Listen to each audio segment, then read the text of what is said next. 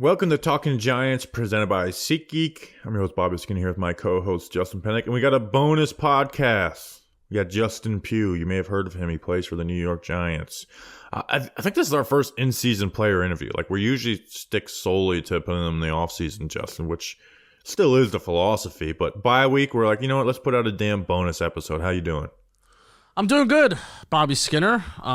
Justin Pugh was a nice little conversation. I showed him my rookie year Justin Pugh jersey. I say, you recognize this number? So it was a lot of fun. And I even there was a stretch of the interview where, he kind of went on and on a little bit about some technical stuff, which I'm sure you liked hearing that. And if that's something that you like hearing, you're going to enjoy it. And we touched on a lot. So I think I think you're really going to enjoy it. You know what? Next week's O-line report, I'm going to put some of the double team stuff that he was talking in, and I want to highlight that. So nice. Hopefully run some, power and stuff where those plays work. Also, he has a YouTube channel. We're putting it in the description. If you guys want us to do more of this shit, you gotta get people to Talking Giants bump. You gotta make it worth their while. So go and subscribe to that channel. Like he was talking about, hey, we got 200 last week. We can easily add 2,000 to that motherfucker's channel right now. Yeah. So we haven't asked you guys to do anything since week 1. By the way, Justin, the Spotify rap came out for Talking Giants, and it's like your newest listeners came from Cowboys 40, Giants 0. And I'm like, God, this season sucks.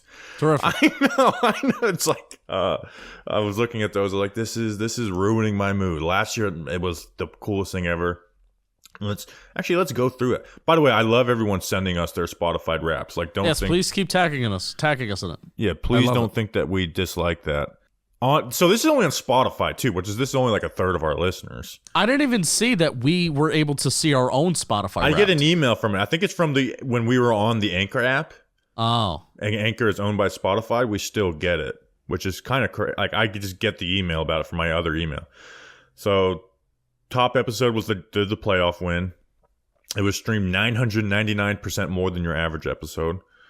49% of our listeners discovered us in 2023. That's a pretty good number. Again, this is only Spotify. This isn't including YouTube or Apple. Cowboys 40, Giants 0 really brought them in. 7% of your new listeners started right there. Your podcast was shared all over. 48% direct link, 43% text, which I really like that. And thank you to our listeners. The last time we asked you guys to do something, was after the Cardinals game to share it with your friends. In fact, your most shared episode was Giants 31, Cardinals 28. Look at that. You're a top 10 podcast for 13,000 fans, top 5 for 10,000, and number 1 for 3,000. Which again, this isn't even a third of our listeners, because on the pod, YouTube is probably 45%, Apple, and out of just podcast apps, Apple has over 50%. So this isn't even a third of our listeners. So that's made me pretty happy to see. Every year I tell myself I want to start using Spotify to get a Spotify rap, and then I don't. Do you use Spotify? No, I don't. I'm an Apple Music, Apple Podcast guy. Yeah, so I'm going to tell you, say hello to your top artist, Slightly Stupid. You spent 4 minutes together on my own personal Spotify rap this year. Which was great. All right, here is Justin friggin' Pugh. All right, we got a bonus episode for the bye week. We've got our new friend, second time with the Giants. Starting left guard, was a little bit of left tackle, Justin Pugh. Pugh, how you doing, my man? How's the bye week treating you after coming straight from the injury to back at left tackle for the Giants? Some may even say straight from the couch. Straight off. I forgot that line. I fucked up. It was a good plug, though. I appreciate the efforts there. No, it's been good. On the bye week, back in Arizona for a bit. I was telling you guys earlier, my wife's pregnant, so I got to do a photo shoot today. I still got a little black eye from practice last week, but we'll make it work. Who punched you? Yeah. One of my questions is who on the O-line is just down to fight someone? Was it a practice fight or just something that happened? It was just we were running the outside zone play. Defensive linemen, they extend their hands like that, and just got a hand through the face mask in the eye last week. Lucked out I didn't get actually hit and swollen up in the eye, so it was all good. Yeah, you should have seen the other guy. How are you feeling settling in at left guard? You came in to play at left guard, gets moved to left tackle immediately, and I listened to some of your original shows when you first joined the Giants, and you specifically were mentioning playing left guard. Now that you've been able to settle in and play next to Drew and John Michael, how are you feeling there? No, it's feeling good. I think this was the second week where we've had the same offensive line for the entire season, which 12 games into the season is a little crazy to be saying, but it's the reality of where we're at. It's felt great to play next to those guys. Obviously, AT is an all-pro, JMS, young rookie, learning the game, getting better and better every week. He's got a bright future in this league. So I'm just trying to be there and be supportive, show them some of the things that I've learned throughout my career, and it's been great so far. What are go ahead, Justin. No, I want to show you something. Do you recognize this number? The rookie. Is that an OCU Manura jersey? No, it is not an OCU Manura jersey. I'll tell you what, man. I've had, this is 2013. This jersey is officially 10 years old now. Me and my father, because we were in on like the positional versatility of coming in and playing right tackle. So I even want to ask you this, as you moved around this year and you've settled down as your career's gone on at guard, but I recently kind of just looked up. First 2 years you were in New York, you played right tackle. And then 2015, you play 3 different positions. 2016, you try and settle down at guard again. Then 2017, you're changing positions again. In a league now that I think Joe Shane as a general manager really values versatility. Was there any kind of frustration, or even is there any kind of frustration in your years that you had here that you really wanted to settle down and thrive in one specific spot?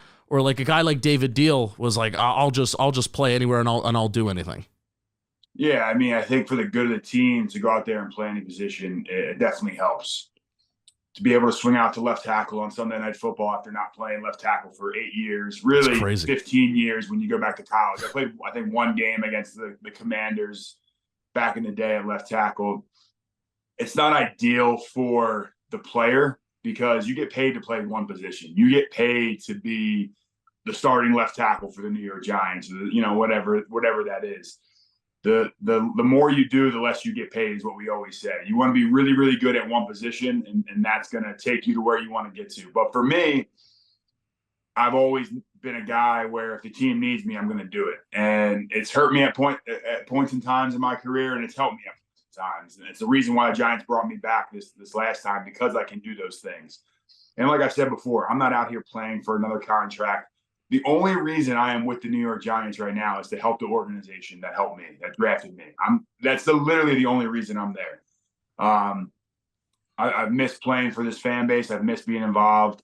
There's a lot more pressure playing for the New York Giants. I thought I would be able to help some of the guys in the locker room and show them what it takes to put together a great offensive line. But, it's something that I've looked forward to, and the challenge of playing multiple positions has been fun again. Well, you brought it up. My last year in New York, I didn't want to switch positions. I didn't want to go to right tackle on Sunday Night Football. I didn't want to those different things I did in my last year. I wanted to play left guard and then get paid to play left guard. Yeah, right. Well, you brought it up.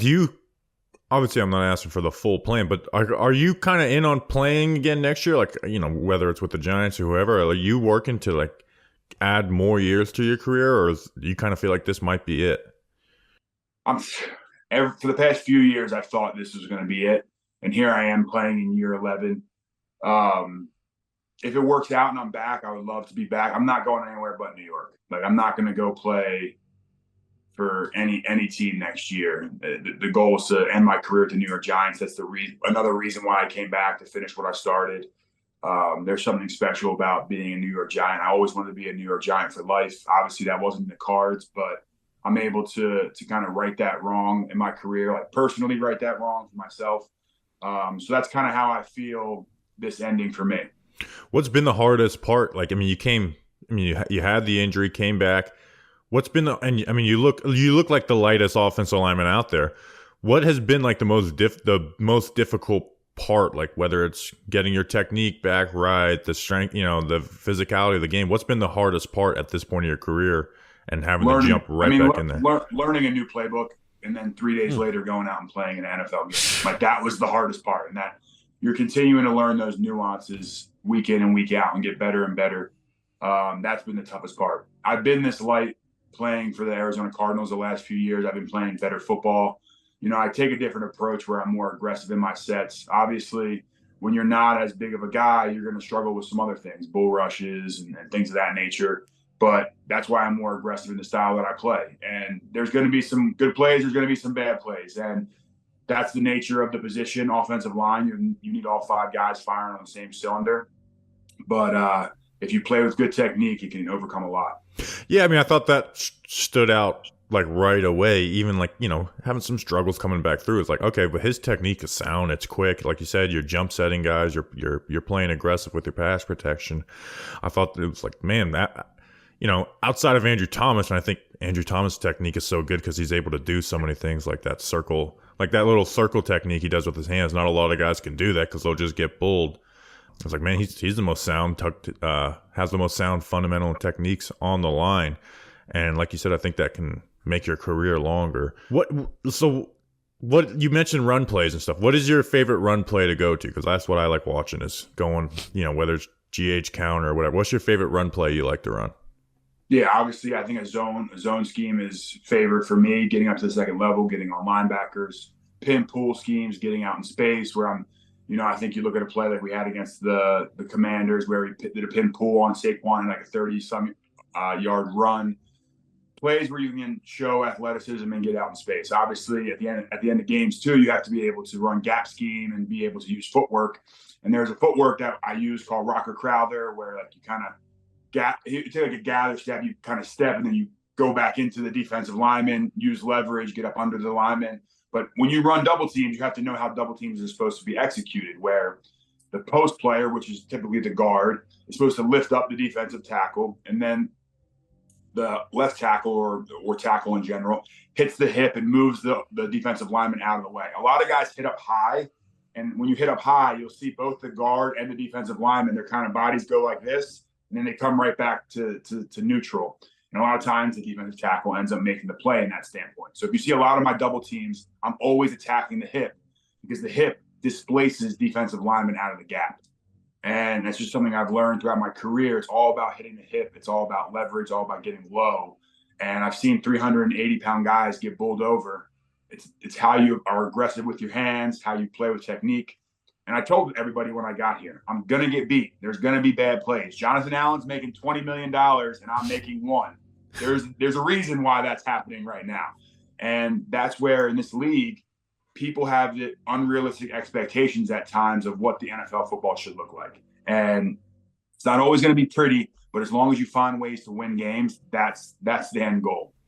Do you feel like you've added something to, like, not just obviously like you helping with that double team, but there are a lot of young guys on this group. Have you feel like you've like almost been like a coach on the field, and like have you seen stuff like that pop up where like, okay, he's learned that from me? No, I think it's more or less like I'm more there to share experiences, share the ups and downs, how to be a pro, how to take care of your body. And a lot of those guys are amazing. Like the one dude I need to give a shout out to is Ben Bredesen.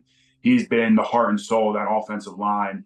I know AT gets a lot of accolades. He's an unbelievable player. He's all pro. He's 24 years old. It's really insane what he's accomplished this early into his career.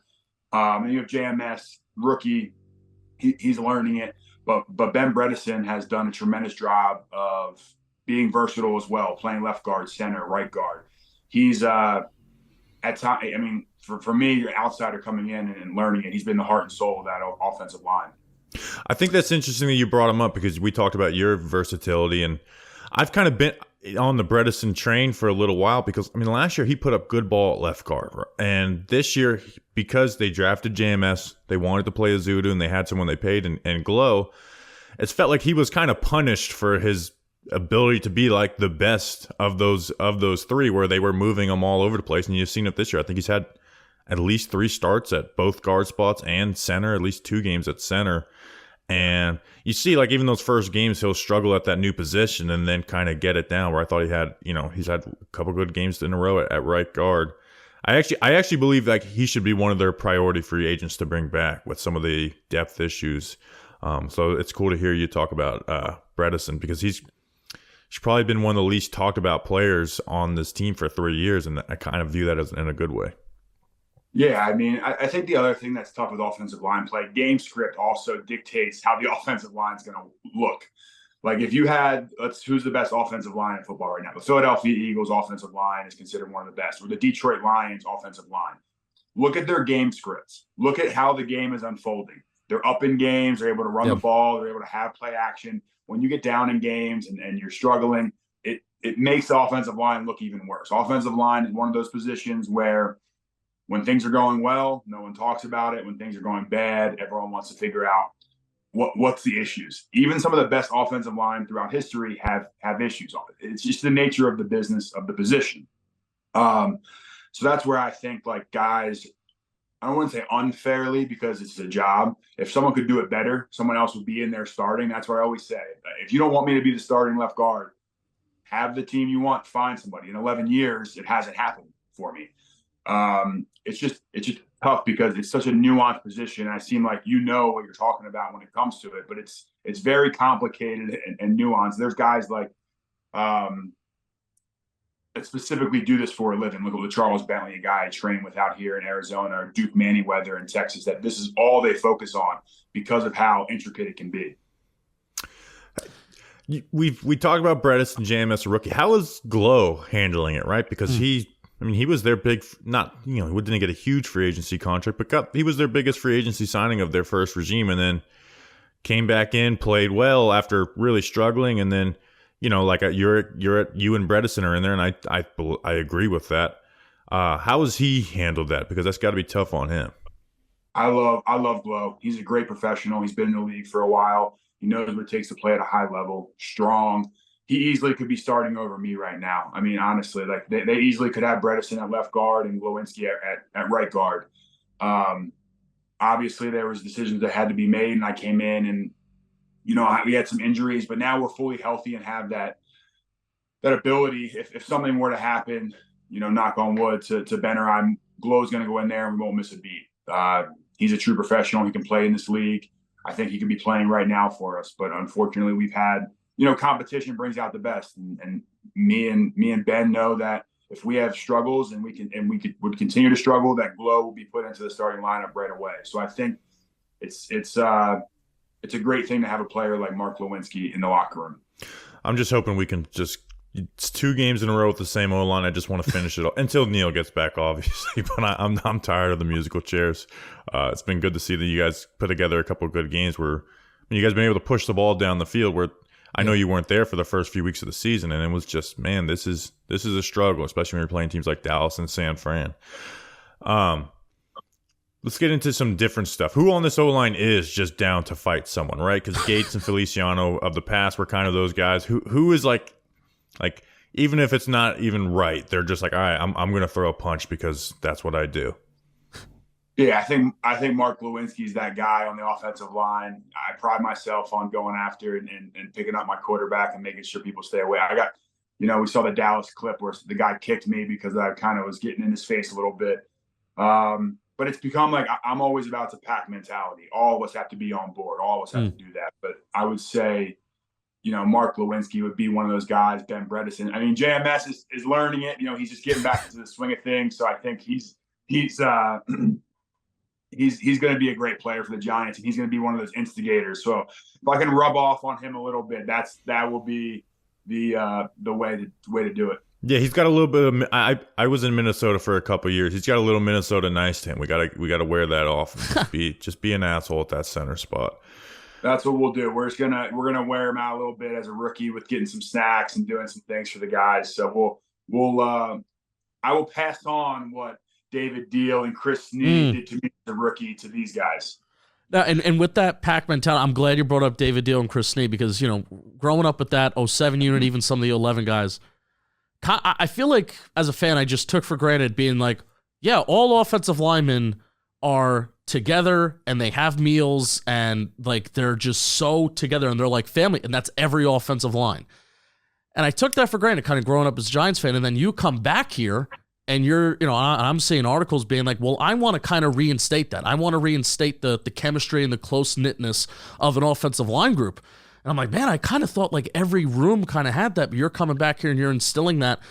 Talk about how important that is just in general for an offensive line, not just obviously to be together on the field when you're working double teams and moving up to that second level, but how important it is for you to be just tight-knit as a group of 5 and as a group of even 7 or 8, 9. And then even what you did with this group specifically that maybe some of those guys like Deal and Snee did, when you were playing here. Yeah, obviously, I wasn't here the past few years. So I don't know what the group did. And I think it kind of came out like I started this from the ground up. And I want to make sure, like Daniel Jones and the offensive line, they did offensive line dinners. They go to dinner with the receiving group.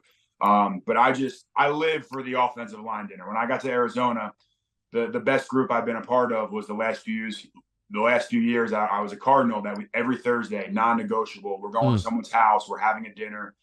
And we got to know each other inside and out. I'm in Arizona right now. I just went and had coffee yesterday with Will Hernandez, former Giant, Kelvin Beachum, former New York Jet, Pittsburgh Steeler. Like, I still love those guys. I still talk to them all the time. When you know the kids' names, where guys are from, what their favorite things to do are, what gets them passionate off the field, you play harder on the field. And I truly believe that. If you love the guy next to you, you're going to play harder for him.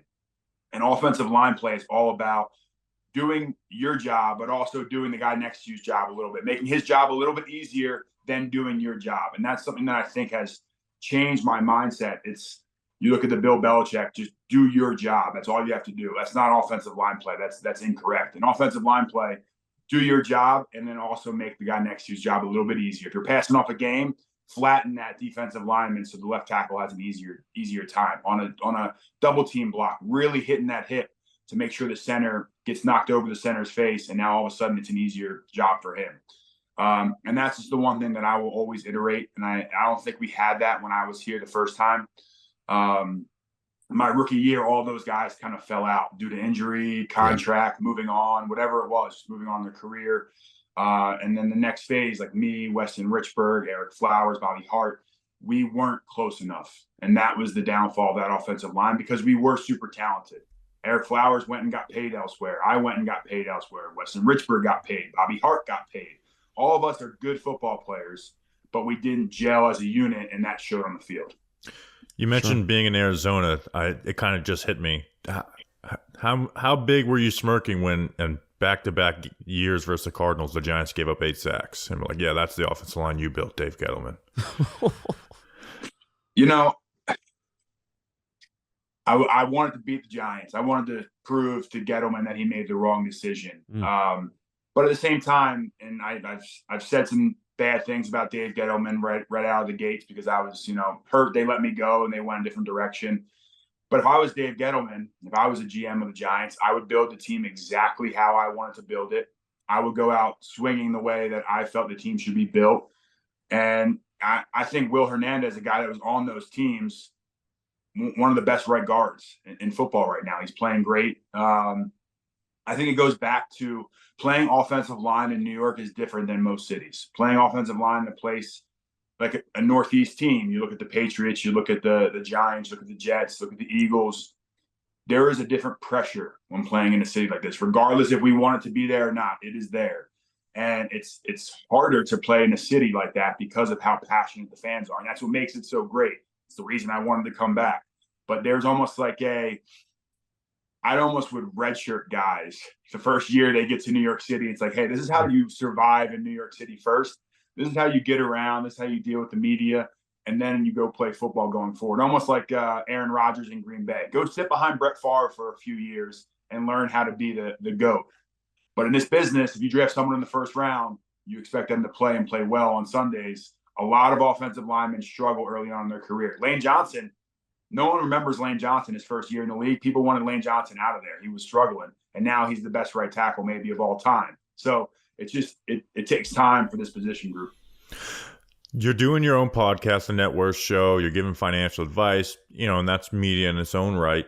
You obviously take like a leadership role serious. What do you like plan or want to do post career? Is it media? Is it real estate, coaching? Like what is obviously nothing's finalized, but what do you have in mind for that?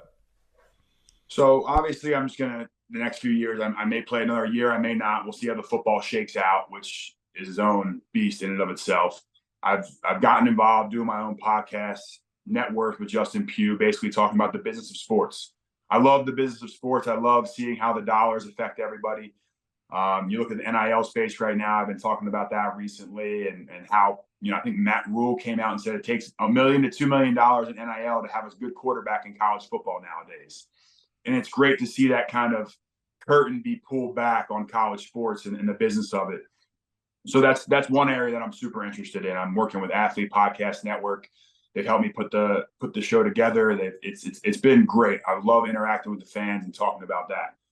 Separately from that, I've gotten involved in real estate. So I've been working in real estate in the off seasons the last 3 years now, working for a commercial development firm here in Phoenix. So I think that is the route that I will take post-career. I've looked at broadcasting. I've looked at staying involved with the podcasting world. So I think that's kind of where I'll fall. Coaching, for sure not. It is one of the toughest professions to be involved in. I don't know why they do it. It seems like the worst job in the world, and they love it. Divorce rates have to be through the roof. I've seen coaches of mine have to leave their families, and their kids are being raised in another city while they go coach in wherever it is, America. It is a tough. If you're great, you're moving every 3 years, and if you're losing, you're moving every 3 years. So no matter which way you're going, you're moving every 2 to 3 years.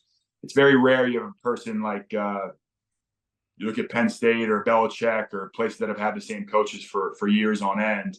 It's not the norm. Oh, it's crazy. As some guys, it's every year. Like I remember their running back coach last year. It's like he literally was in a different place every single year for like 10 years straight. One of your pieces of advice was to move to Florida. One, I just agree in that in general. I live in Florida. I've been trying to bully Justin into moving into Florida for a while. Where in Florida do you like to reside? Yeah, so I had a place in Delray Beach. I lived in Fort Lauderdale for a little while. Nice. In-laws and family are up more north in the Jupiter-Juneau area. The one reason I mentioned Florida is the state income tax, and our bonuses get taxed in our state of residence. So for guys going into free agency, or you take Caleb Williams, he's probably the biggest example. Caleb Williams is in California right now. When he gets drafted and gets that $30 million signing bonus, California is going to come looking for that 12-13% of that signing bonus. But if he were to move and go to a place like Texas, like Tennessee, go to Nashville, Nevada, Florida, he could save on those dollars. And that's kind of the biggest proponent. You're getting paid to live in these great places by the government. It's the rules they put out. It's something that I think a lot of guys should look into, because it's not about how much you make, it's about how much you keep. And that's the issue with a lot of guys in the NFL. We don't keep as much as everyone thinks. You hear that, Justin? Get your ass down to Florida before you sign your next contract with John Boy Media. Oh, yeah.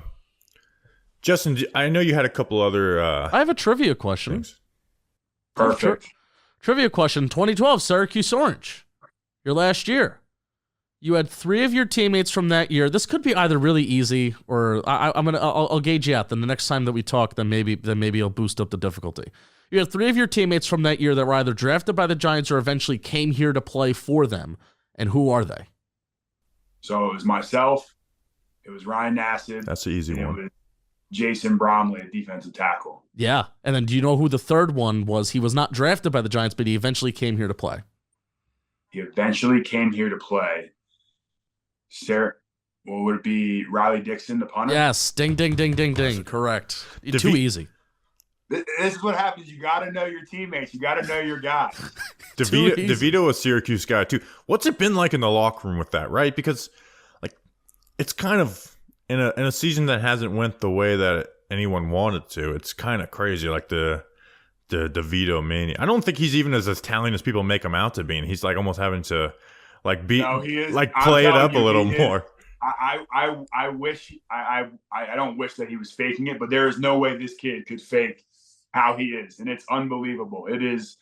When we got, so I started on the practice squad. So me and Devito were in the huddle. We were both far away from being in the starting lineup. I realized quickly that I was a little bit closer than maybe I knew, but we were just in the huddle, and I'm like, Devito, the one thing that we do is we have fun and we break the huddle. You break the huddle, it's like little giants. Like we have fun when you're going out there and you're on the practice squad, because you want to give a great look to the defense.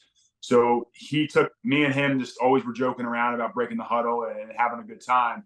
and he really took that to heart. Now when he comes into the huddle, we have his personality shines through. He doesn't take himself too serious. He puts in the work. He is exactly what everyone thinks he is. He's the quintessential North Jersey Italian, and it's been unbelievable to see this run. I never in a million years thought that he would have the rise that he's having.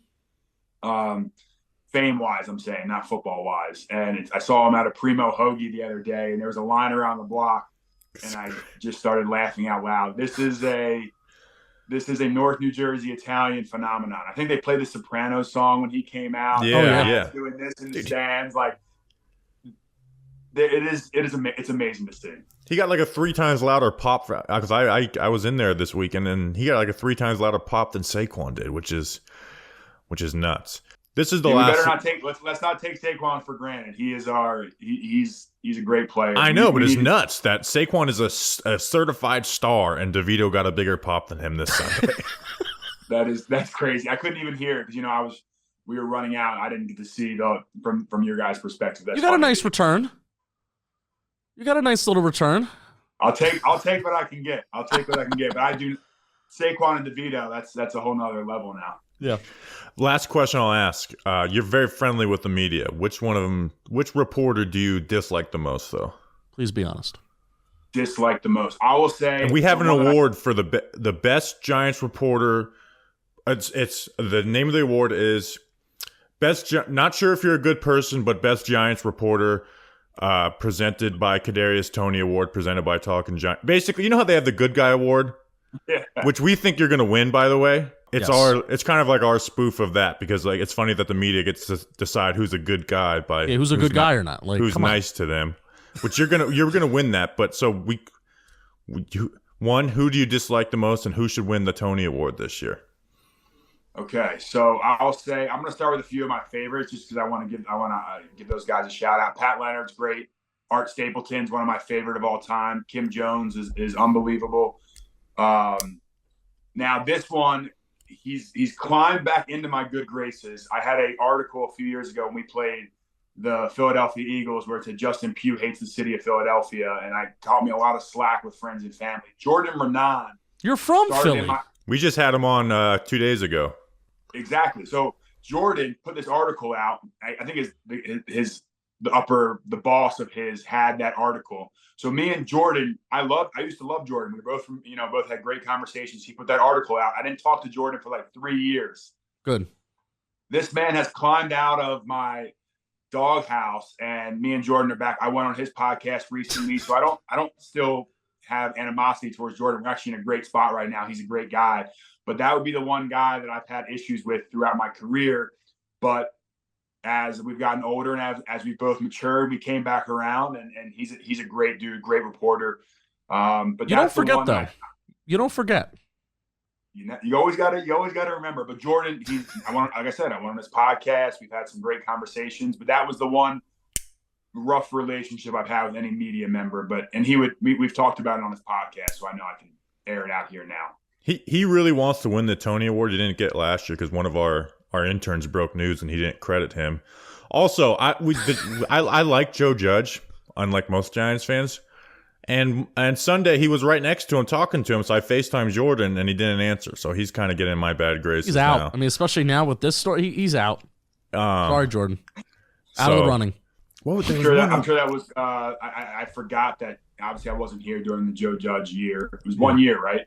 2 years. 2 years. I know that was probably a bittersweet moment for him and some of those guys at the end of the Patriots game. I'm sure he would have loved to have hit that field goal and go to overtime. So I'm sure that was not a great time to be FaceTiming trying to get. Well, it was before the game. Okay, got you. Yeah, Judge is a Talking Giants guy, and now you're a Talking Giants guy. Love it. Is there anything else we had, Justin? I feel like there's one thing I'm forgetting, but no. Hey, we appreciate you jumping on. What's the name of the show? Where can people find it for all of our listeners? Yeah, so Net Worth with Justin Pugh. It's wherever you can find your podcast. We're on Apple. We're on YouTube.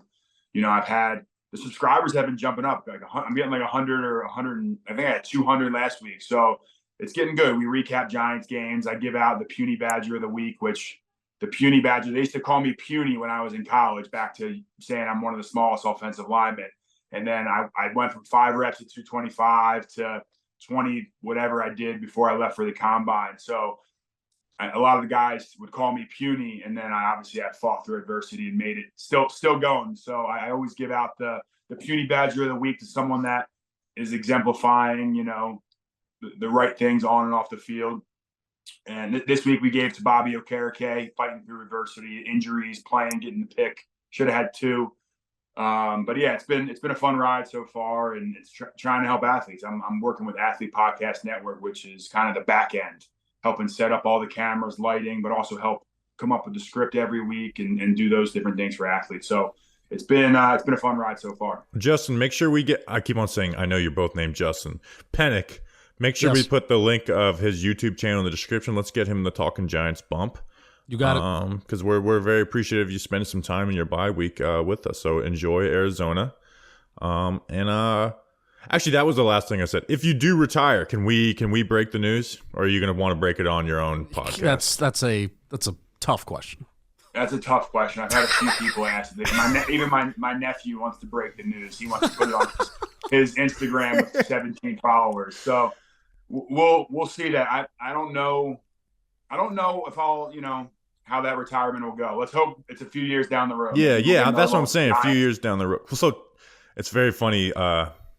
Andrew Thomas, who we're kind of close with, he's always been super nice to us. The one time he didn't respond to me, I was like, "Hey, let me break that contract extension," and I didn't hear back from him after that. But he's part of the Talking Giants family, and so is Justin Pugh. And let me stop rambling. Thanks again for coming on, man.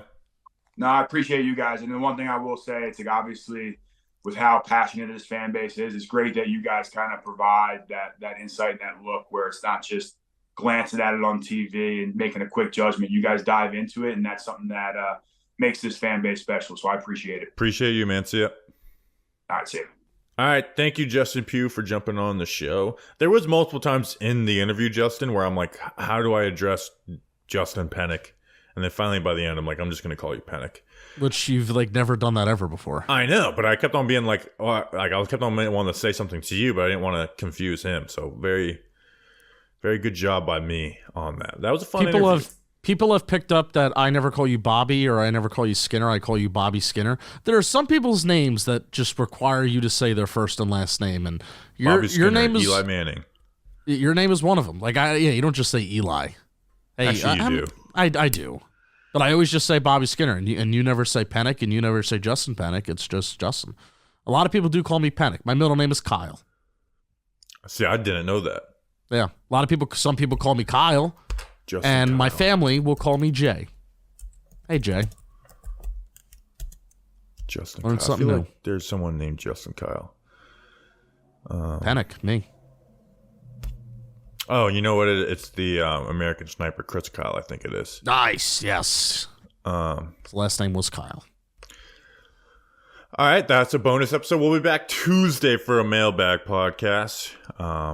And we are playing on Monday Night Football versus the Packers, so I'm very that game is the ultimate. If the Giants somehow win that game, right, which we didn't think they'd win the last 2, Justin, we're doing playoff talk, right? Even though even then it's still unrealistic. I do think if Tyrod Taylor starts, that I do think that we will be the Green Bay Packers. Interesting. And most people would say to start Devito over Tyrod Taylor too right now. I think that they could, which is, hey, it's a conversation that we'll have on the mailbag. I honestly have to think about it more, and I don't know if any other reports or stuff will come out over the weekend, but I got to think about it, because maybe it's not as clear as I originally thought it was. Maybe Tyrod's not even ready, so we'll get through all of it. So we appreciate you guys. We'll see you next week. Enjoy your bye weekend. Until then, let's go Big Blue.